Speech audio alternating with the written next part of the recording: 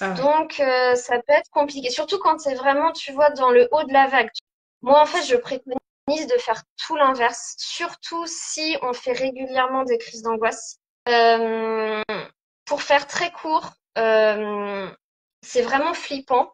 Mais en fait, si tu étais dans un état de grande excitation, tu vois, Mhm. tu serais dans le même état. Tu aurais les mêmes symptômes. Parce qu'en fait, tout ça, c'est lié à l'adrénaline. Ouais. Par exemple, il y a des gens, ils sont accros à cette montée d'adrénaline. Les gens qui vont faire les sports extrêmes, typiquement, vraiment, ils sont accros à cette montée d'adrénaline, ils l'adorent. Et donc, nous, du coup, on veut vraiment changer notre perception. Et ça, bah, on peut le faire de plusieurs manières, mais en fait, on va se dire, bah, on va bouger, tu vois. Parce que souvent, quand on a une crise d'angoisse, on va vraiment se contracter, essayer de se calmer, et en fait, ça aide pas. Et moi, bah, je conseille plutôt de bouger, tu vois, de remuer, de se dire, bah, je suis excitée par ce qui se passe, c'est trop bien, j'ai de l'énergie, tu vois, de vraiment visualiser comme un flux d'énergie et de vraiment changer sa perception.